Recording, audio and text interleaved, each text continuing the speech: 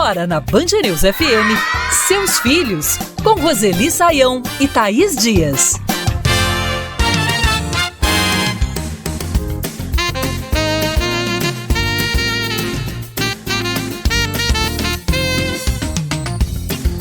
O programa Seus Filhos, mais uma vez, abre espaço para conversar sobre o bullying e o cyberbullying e a importância de combater essas práticas. Cerca de 38% das escolas brasileiras dizem enfrentar esse tipo de problema. Os dados são do Fórum Brasileiro de Segurança Pública. Já o Data Senado revela que quase 7 milhões de estudantes sofreram violência na escola.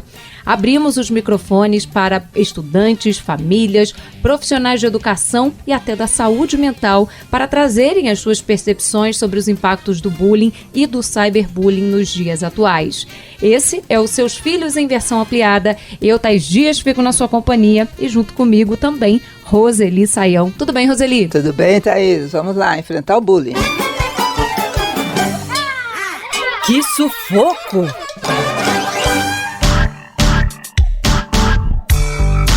Abrimos o programa com um relato do Matheus Cavalcante, de 17 anos, que é do Rio de Janeiro. Os meninos geralmente vinham em grupo e ficavam me zoando, né? Fazendo o bullying pra se aumentarem pros amigos, né? Então já chegaram a me empurrar na parede, me pressionar contra a parede, jogar tênis. E eu me sentia como se eu fosse uma atração de circo, assim, pra eles. E não, eu não cheguei a pedir ajuda nem nada. Eu guardei isso pra mim mesmo. Que difícil guardar tudo isso, né, Roseli? Sofrer tantas violências e viver isso sozinho, sem pedir ajuda. Pois é isso que a gente precisa ensinar aos alunos na escola, em casa também, né? Pedir ajuda de adultos em situações difíceis. E a situação do bullying é difícil, porque como a gente acabou de ouvir o Matheus falar, é um grupo de alunos em geral, né, de mesma idade ou idade semelhante, contra um ou dois. Então é muito complicado, é preciso pedir ajuda sim, é preciso, quando está na escola, falar com professores, coordenadores e até com o diretor se for necessário, e em casa falar com os pais também. Agora um alerta para os pais, né? Não se trata de falar com os pais dos alunos que fizeram o bullying, não, porque quando eles estão em grupo eles agem de modo diferente do que os pais já estão acostumados. Mas se trata de chamar a atenção da escola para que a própria escola tome uma atitude em relação a isso. E há muitos programas excelentes que podem ajudar as escolas se são bem desenvolvidos. Eu também quero falar. Quem fala com a gente agora é o Vitor Luiz. Ele fala que foram mudanças no comportamento do filho que alertaram de que algo estava errado. Eu percebi que o meu filho era vítima de bullying pelo comportamento dele que foi mudando ao longo do tempo. Ele foi ficando mais retraído, foi ficando mais calado, mais introspectivo. E a gente, como pai, acaba percebendo a mudança de comportamento muito rápido, né? A gente, como pai, acaba se sentindo muito impotente, né? Porque a gente não consegue estar com o filho a todo momento, né? Então a gente não sabe o que está, de fato, acontecendo. E dá essa sensação mesmo, né, Roseli, de impotência. E conhecer o filho ficou evidente nesse relato do Vitor Luiz para fazer a diferença e ele percebeu o que estava acontecendo. Exatamente. A reação das crianças que sofrem bullying, ou mesmo adolescentes, né, pode ser diferente. Mas se os pais conhecem o filho, eles vão perceber, como a gente ouviu o Vitor falar e contou para a gente, né, que ele foi percebendo ao longo do tempo as mudanças de comportamento acontecerem. Isso é que permite que a gente possa chegar com o filho e falar. E quando for necessário, Thaís, encorajar o filho a enfrentar essas questões lá na escola, a procurar, por exemplo, coordenadores e professores e conversar com eles, porque é dos adultos que se exige uma atitude nesses momentos, não é da própria criança ou do próprio adolescente. E a escola? Diz o quê? A Mônica Beleza, que é diretora de uma escola, reforça a importância da parceria família e escola no combate ao bullying. projeto de combate e prevenção ao bullying é multidisciplinar, precisa ser multidisciplinar, todos precisamos falar sobre bullying, mas é também uma parceria da escola com a família, uma vez que bullying é um problema de base, de estrutura educacional da base familiar. Às vezes o aluno já vem com ideias preconcebidas, mal concebidas, e isso acaba explodindo na escola. De Fortaleza, a gente tem outro relato de uma coordenadora de escola, que é a Cláudia Barros. Na nossa escola, estamos em constante acompanhamento de nossas crianças, principalmente quanto a comportamentos agressivos, comportamentos que chamam muita atenção. Quando a criança ela não tinha aquela forma de agir e ela muda, então a gente já fica atenta, tanto a equipe da gestão e principalmente a equipe de sala de aula, né, os professores. Nós temos um trabalho constante em relação à prevenção do bullying. Também temos um projeto anual que aborda os valores humanos, os valores de boa convivência. Roseli, como é que as escolas têm lidado com situações como essa de bullying? Não existe uma única maneira adequada ou correta de se trabalhar isso nas escolas. As escolas são diferentes, as comunidades que frequentam as escolas são diferentes, têm características específicas. Então é a partir do conhecimento da própria comunidade que a escola pode desenvolver projetos multidisciplinares, isso é importante, né? Onde se aborda a questão da boa convivência, como a gente ouviu falar, da civilidade, né? A escola educa para a cidadania também. E é preciso saber conviver, saber ser sociável, saber conversar com estranhos, aprender a respeitar as diferenças, que às vezes são bem gritantes para quem é criança ou adolescente. Então, há muitas maneiras. Aliás, nós estamos logo chegando no período de matrícula, de escolha de escola, né? Uma boa pergunta é: que projetos essa escola aplica para trabalhar a prevenção do bullying? Ou, quando o bullying acontece, o que a escola faz? Vi e curti. Seguimos por aqui com a indicação da Roseli para a gente refletir um pouquinho mais sobre esse tema. Que dica é essa, Roseli? É uma dica bem legal. É um filme que ganhou prêmios, inclusive, não foi muito visto pelas pessoas, não é muito conhecido. O título é Meu Melhor Inimigo, que trata as aventuras de um garoto exatamente enfrentando, né, bullying. É difícil encontrar nos canais de TV, mas é possível achar no YouTube. Eu insisto que vale a pena assistir primeiro os pais, e dependendo da idade do filho, se eles acharem que é conveniente, assiste com o filho e conversa a respeito.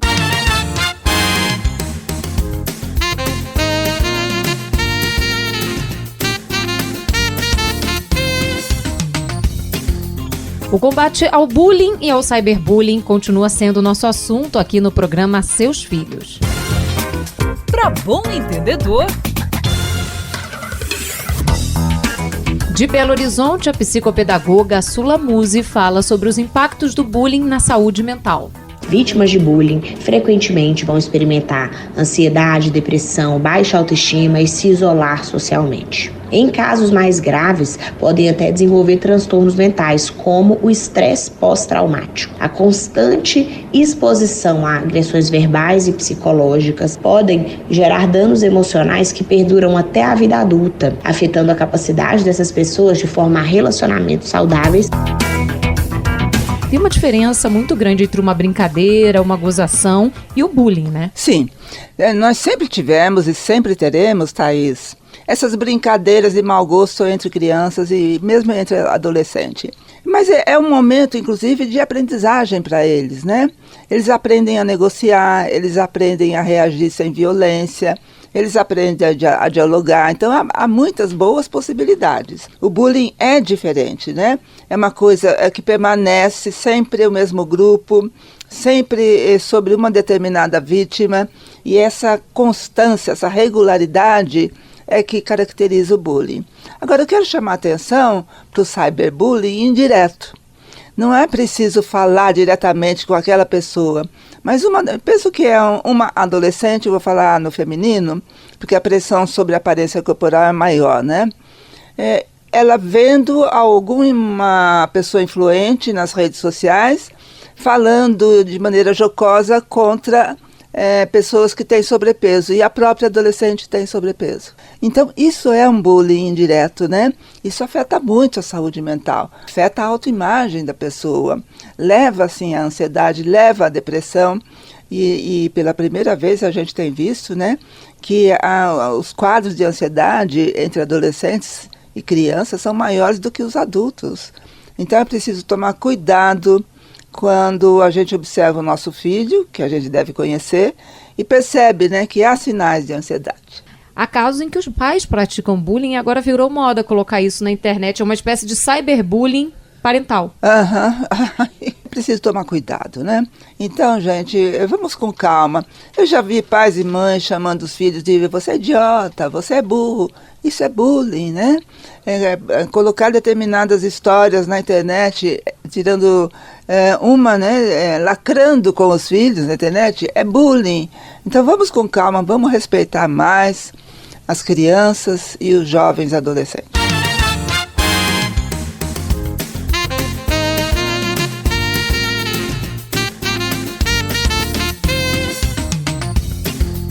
A saúde mental é cada vez mais debatida, mas ainda é um tabu para muitas pessoas. O importante é desmistificar esse tema. Aqui no Brasil, estima-se que 1 em cada 6 jovens com idades entre 10 e 19 anos viva com algum transtorno mental. Esse grupo é o mais exposto a riscos de automutilação, suicídio e depressão. Vamos falar agora sobre sinais, sintomas, autoconhecimento, diagnósticos, tratamentos e apoio. Vem com a gente no programa Seus Filhos. Minha Voz.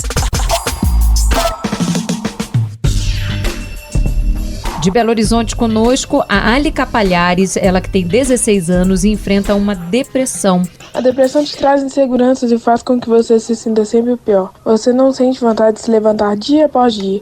Conviver com isso é uma dor imensurável, porque não afeta só a sua vida, mas a vida de seus familiares e amigos. Porque seus pensamentos estão em constante conflito. É difícil manter laços com as pessoas quando você luta para não se perder de si. A depressão faz a vida ficar confusa e sem sentido. Faz você perder noites de sono, porque você nunca se sente apto a nada. Você se coloca sempre em último lugar.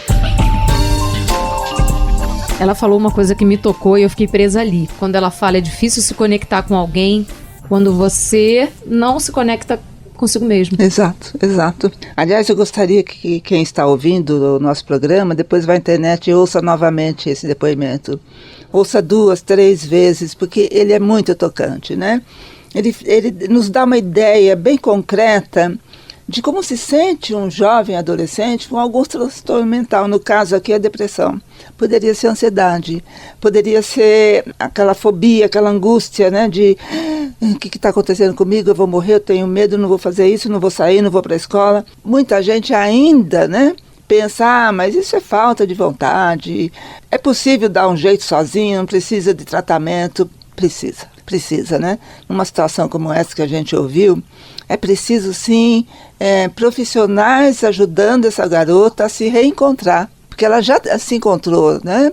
Mas ela se perdeu, e agora para reencontrar um modo de viver, né, mais equilibrado, com mais bem-estar, porque o que ela nos diz é de muito mal-estar, ela precisa de profissionais disponíveis a conversar com o adolescente. Isso é bem importante. Tô por perto. Agora a gente vai ouvir a mãe de uma adolescente de 15 anos, diagnosticada com depressão.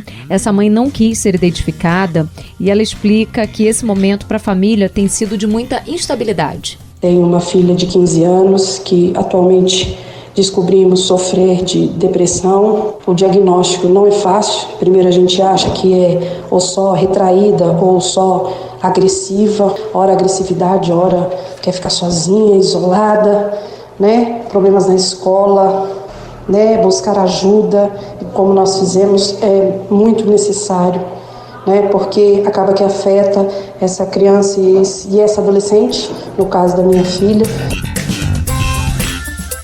Queria que você falasse agora, Roseli, para esse pai, para essa mãe, como lidar com essa situação. Muitas vezes eles mesmos vão precisar de um suporte psicológico para lidar com esse cenário. Exatamente. Quando se trata de criança ou adolescente, que estão ainda ali submetidos aos pais, ainda dependem deles, né? E não só financeiramente, emocionalmente também, sempre é bom o acompanhamento dos pais para ajudá-los a acompanhar melhor o filho em casa. Esse é o trabalho, né? Agora, veja que dificuldade que é. Quando um integrante da família sofre com algum transtorno mental, toda a família sofre.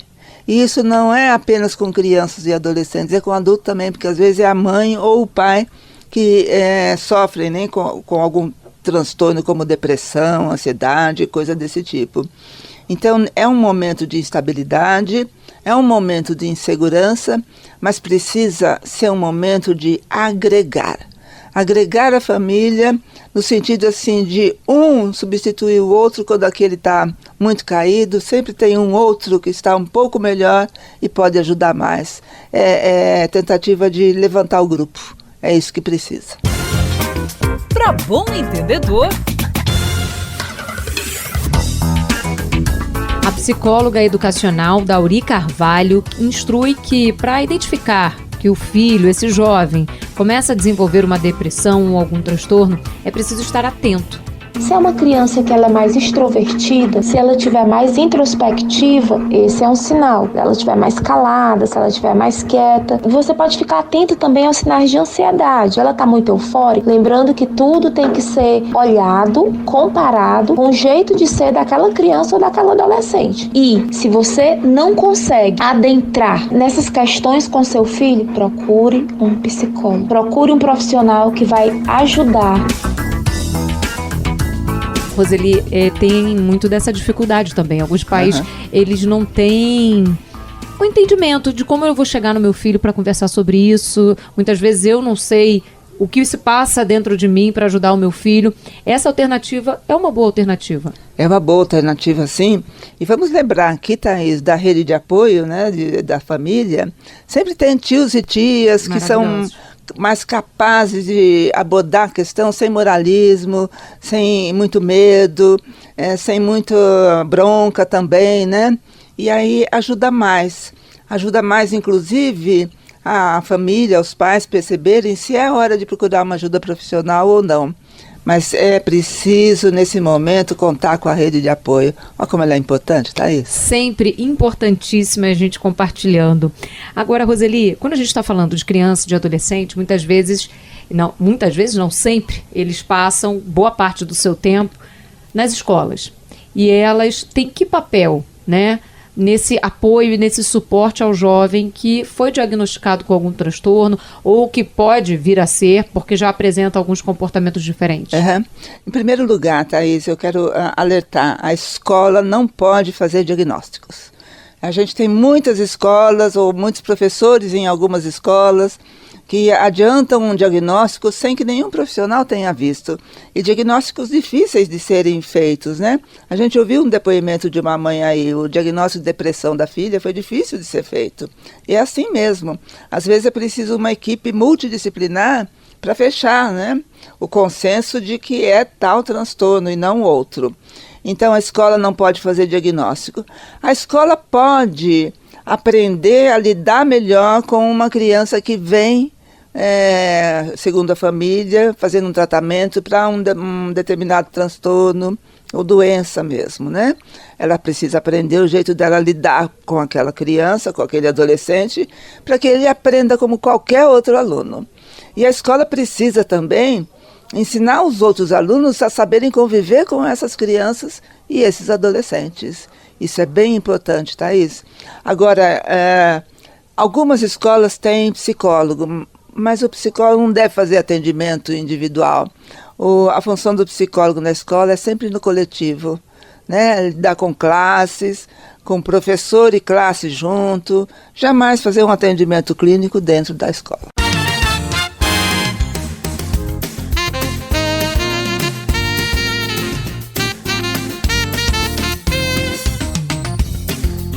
A saúde mental dos jovens continua sendo nosso assunto aqui no programa Seus Filhos. Me conta uma história.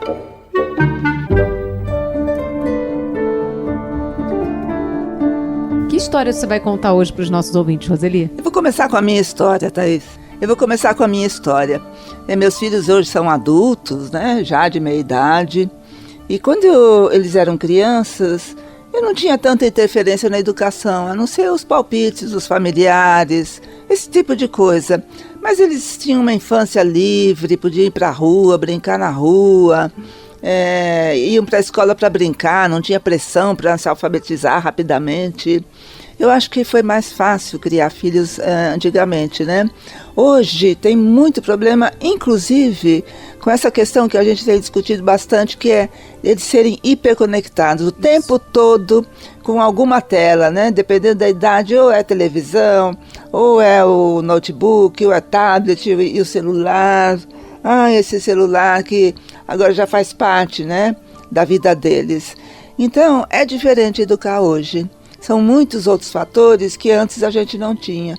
Então eu escolhi um livro exatamente que ajuda os pais a pensarem nisso. Como criar filhos na era digital.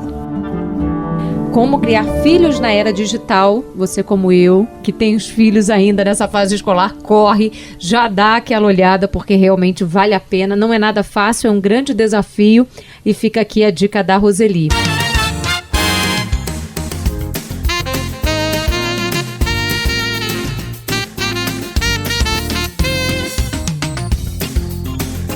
A alimentação saudável de crianças e adolescentes é uma preocupação de muitas famílias. No Brasil, quase 90% dos consumidores preferem uma alimentação saudável, segundo pesquisas realizadas pelo Centro de Pesquisa Harris Interactive. Mas como criar um hábito de comer de forma saudável já na infância? Essa é uma parceria entre escola e família? Vamos conversar sobre isso a partir de agora aqui no programa Seus Filhos. Eu também quero falar. E começamos com a Emily Kelly, de 9 anos. Minhas comidas favoritas são batata frita, batata cozida, pão de queijo, pão com presunto e queijo, suco de laranja, refrigerante, suco de maracujá, pastel, pizza, frango, carne, arroz, maçã e manga. Bem variado o cardápio, vamos combinar, Roseli. Confesso que eu gostei das opções oferecidas pela Emily Kelly. Como é que a gente pensa na alimentação das crianças? Muitas vezes a gente cobra, você tem que comer melhor, meu filho. Mas é a gente que bota aquela comida, né? Exatamente. É a gente que faz as compras do supermercado. É a gente que às vezes compra muitos saquinhos de salgadinhos e bolachinhas recheadas, todos, né, com ultraprocessados, que faz muito mal para a saúde das crianças e dos adultos também. Então, é importante que a gente pense um pouco na nossa influência na alimentação deles. Então, a gente viu aí o cardápio dela é variado, mas tem coisas que na idade dela não precisa ou não precisa de muito. Pode de vez em quando, refrigerante, por exemplo, né? De vez em quando pode, não precisa ser todo dia. E olha que nas cantinas escolares há oferta de refrigerante ainda. Então é preciso tomar cuidado nos hábitos familiares, na cultura de compras da família. Isso é bem importante, porque não adianta colocar um monte de salgadinho dentro do armário e fazer de conta que na hora do almoço aquilo lá não existe. A criança sabe muito bem que existe e ela quer falar, eu quero aquele, eu não quero isso aqui, eu quero aquele. Então assim, pode comprar no dia que for usar e pronto, porque daí não tem nada guardado e não tem essa tentação que é quase irresistível para eles. É só o adulto pensar em quando ele está de dieta, né? Que simplesmente não compra, porque Exato. A tentação não fica ali dentro de casa. Exatamente, é isso mesmo. Essa é a lógica. Para bom entendedor...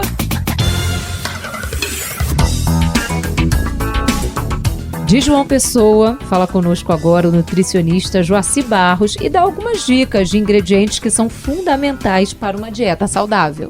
que não pode faltar no prato de crianças e adolescentes é uma variedade de frutas, verduras e legumes que vão fornecer um aporte ideal de fibras e, além do mais, fornecer vitaminas e minerais essenciais para a construção do nosso sistema imunológico. Vale a pena investir em todos os derivados de leite, como queijo e iogurte, que vão dar um aporte de cálcio, magnésio, potássio, que são essenciais para crescimento e fortalecimento de ossos, dentes e músculos. Não esquece de fornecer excelentes opções de proteínas, que são os elementos construtores do nosso corpo. Então, carne, peixe, ovos e frango não pode faltar no prato nem na mesa.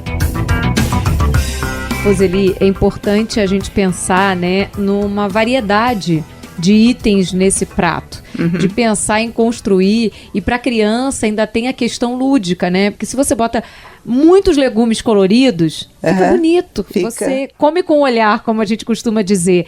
E isso encanta essa criança, esse adolescente. Então, na hora de pensar, e o mínimo de ultraprocessados, né, Roseli? Você sabe que ainda hoje eu vi a fotografia de uma oferta de merenda numa escola estadual, inclusive. E eles alternavam cores, então tinha beterraba,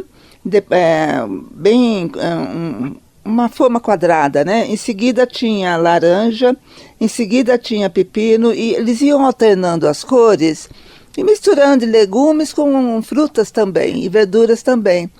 Aquilo era tão bonito, as crianças ainda não tinham sido autorizado que eles pudessem tirar o papel que protegia e comessem. Eles estavam todos em volta olhando, né, para aquilo. Então vamos lembrar, né? Primeiro a gente come com o olhar. Criança é assim. Ela vê uma coisa, vê que é bonito, ela vai querer experimentar.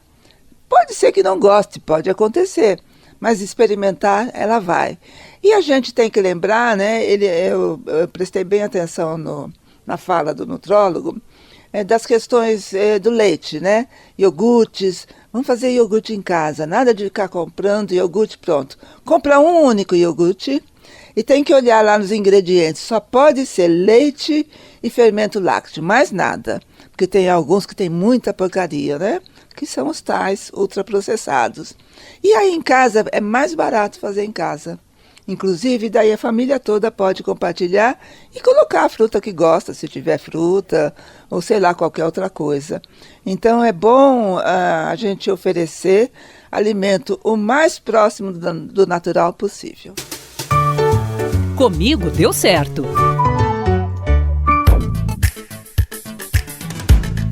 A Tânia Santos é mãe de 2 meninas, uma de 11 e outra de 4 anos, e divide conosco que a alimentação é um momento de diversão em família.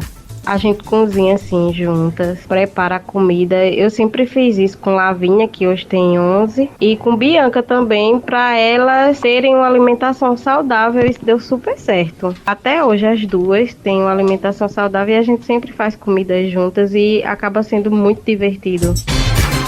É uma diversão em família, né, Roseli? Tem gente que fala muito assim, mas a hora de comer não é hora de brincadeira.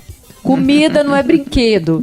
Mas para criança, isso faz muita diferença, né? Você participar, tocar, mexer, ajudar a preparar. Isso ajuda a encantar e começa ali exatamente essa paixão. Isso. A gente se alimenta, Thaís, para nossa sobrevivência, tá? Mas não é apenas aquela necessidade, aquela fome que leva a gente a se alimentar, é o prazer também. Assim como a criança, quando começa a ser amamentada pela mãe, ela sente fome, mas ela sente um prazer imenso, depois que passa a fome, de ficar lá sugando o seio. Então, comer na infância, na adolescência e na vida adulta também, tem muito de prazer, né? E o prazer vem da brincadeira, não é de nada sério. O prazer é sempre lúdico, né? Então, tem um ditado antigo que diz, comida não é para brincar, é para brincar sim. É para brincar com comida, porque é assim que a gente inventa receitas maravilhosas.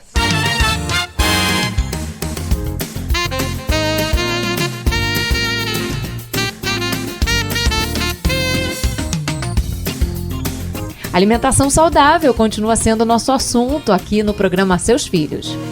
E a escola? Diz o quê?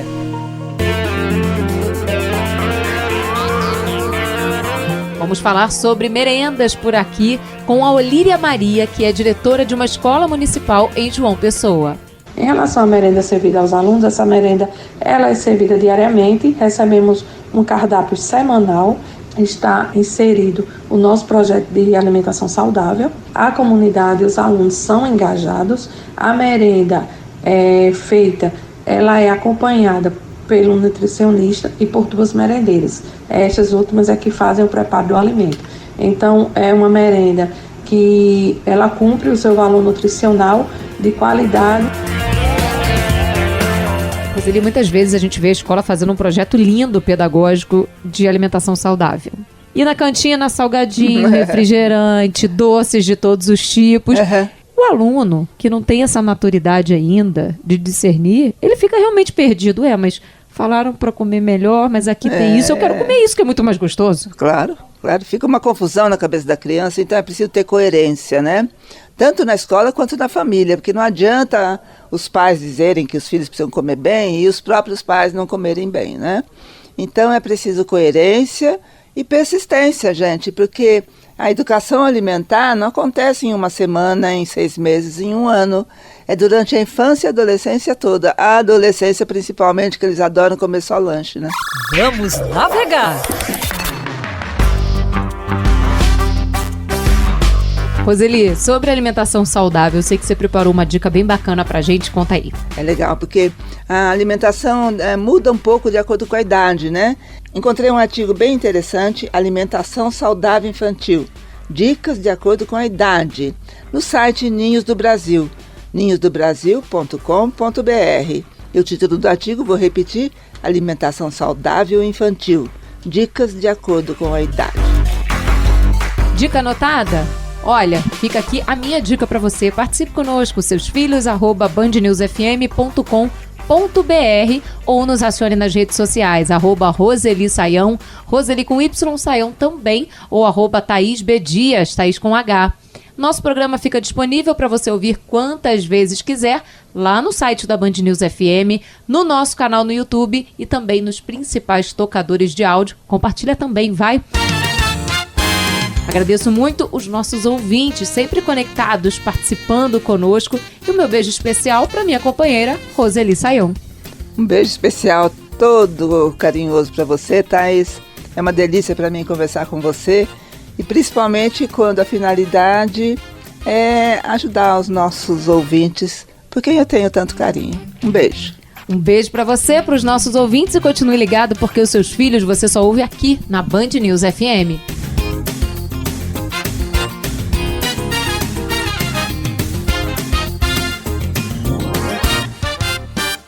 Você ouviu Seus Filhos, na Band News FM.